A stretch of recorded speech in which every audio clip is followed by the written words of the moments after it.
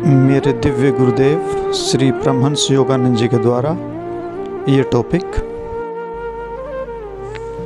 दूसरों के लिए जीने में बड़ा आनंद है। जब मैं अकेला होता हूँ तो शायद ही कभी कुछ मुझे खाने की इच्छा होती है, परंतु जब मैं दूसरे लोगों के साथ होता हूँ तो मुझे उनके लिए स्वादिष्ट पकवान बनाने में आनंद आता है। यही गुण मैंने अपने गुरु स्वामी श्री युक्तेश्वर जी से भी देखा।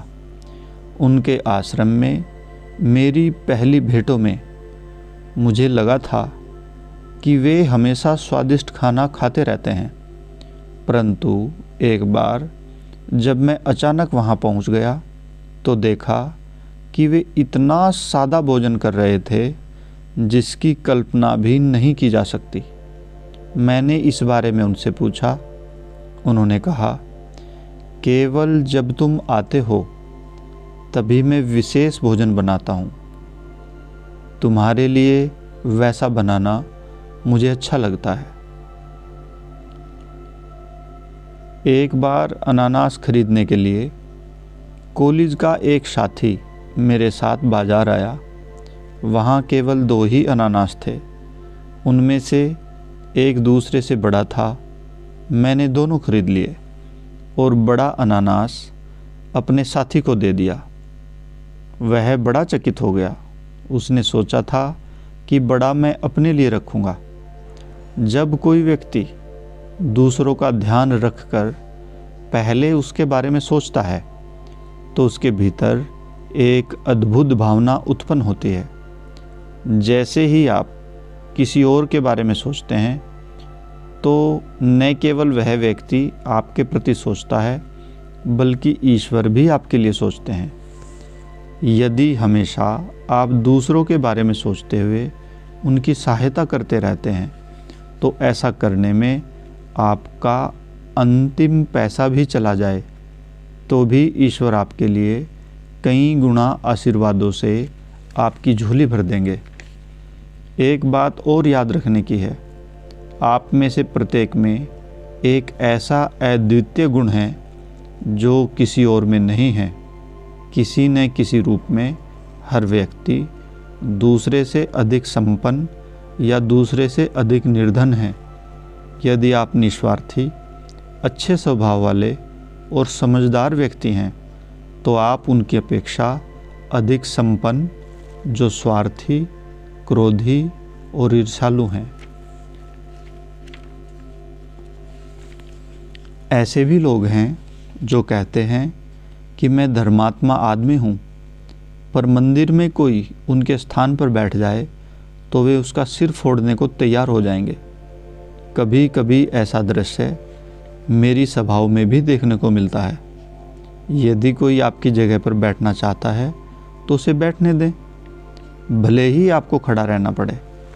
आपके इस आदर्श व्यवहार के कारण प्रतिदिन आपको कोई न कोई ऐसा व्यक्ति मिलेगा जो आपके लिए विचार पूर्वक सोचेगा। जब आप दूसरे के लिए जीना सीख लेते हैं तो दूसरे आपके लिए बिल्कुल जिएंगे। जब आप केवल अपने लिए जीते हैं तो किसी को आप में कोई दिलचस्पी नहीं होती। अपने सद्व्यवहार से आप दूसरों को बहुत अच्छी तरह से आकर्षित कर सकते हैं। यदि किसी पार्टी में आप अपने चारों ओर देखें तो आप लगभग ऐसे लोग आपको दिखाई देंगे जो दूसरों की संपन्नता से खुलेआम ईर्ष्या करते हैं।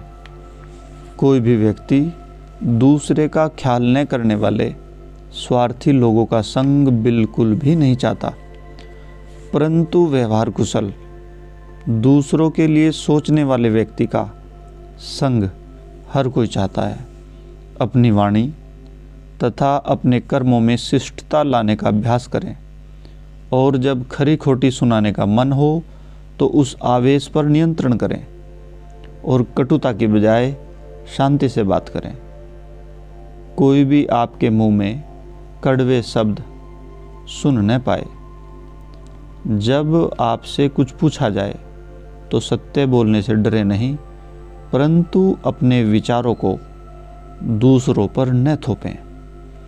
यह भी याद रखें कि किसी अंधे व्यक्ति को अंधा कहना या किसी रोगी को रोगी कहना सत्य तो है, परंतु अच्छा होगा कि ऐसी मुफटता का प्रयोग न करें। अपनी वाणी में दयालुता और शिष्टता से आप दूसरों की उन्नति में और उनको और अधिक अच्छा बनने में उनकी सहायता कर सकते हैं। फिर भी जो लोग हमेशा आपके शब्दों को ही नहीं सुनते, फिर भी लोग हमेशा केवल आपके शब्दों को ही नहीं सुनते, परंतु उनके पीछे की शक्ति और सच्चाई को देखते हैं। जब कोई सच्चा व्यक्ति बोलता है तो संसार उसके शब्दों से प्रेरित होता है। जब वह कुछ कहता है तो लोग उसे सुनते हैं। कुछ लोग बोलते ही चले जाते हैं, इस आशा में कि सुनने वाला उनके शब्दों की झड़ी से, उनके विचारों से सहमत हो जाएगा, परंतु विवश श्रोता केवल यही सोचता रहता है, कृपया मुझे जाने दो। जब आप बोलें तो अपने विषय में अधिक न बोलें, उसी विषय में बात करने का प्रयास करें जिसमें दूसरे की रुचि हो, और दूसरे को सुने। आकर्षक बनने का यही तरीका है। आप देखेंगे कि लोग आपकी संगति को कितना चाहते हैं। मेरी माँ के स्वभाव में यह गुण था। माताओं और पिताओं को अपने बच्चों के सामने एक दूसरे के विरुद्ध कभी नहीं बोलना चाहिए।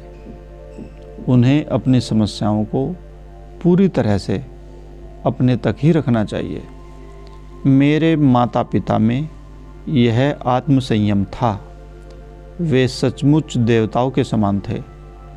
केवल एक बार मैंने अपने माता पिता के बीच अनबन देखी थी। हम बच्चों ने केवल इतना ही जाना था कि एक घोड़ा गाड़ी दरवाजे पर आ गई थी और हमारी माँ उसमें जाने वाली थी। तभी मामा जी आ गए और उन्होंने पिताजी से पूछा, क्या बात है? पिताजी बोले, मुझे उनके दान पुण्य पर धन खर्च किए जाने से कोई आपत्ति नहीं है। मैं तो केवल इतना कहता हूँ कि मेरी आय से अधिक खर्च न करें। मामा जी ने पिताजी के कान में कुछ कहा। पिताजी के कुछ सुलह सफाई के शब्दों के बाद माँ ने घोड़ा गाड़ी वापस भेज दी। उन्होंने पिताजी के विरुद्ध एक भी शब्द नहीं कहा। वे सदा दूसरों के लिए ही सोचती थी। इस तरह से दूसरों के लिए जीने में बड़ा आनंद है। जय गुरु जी।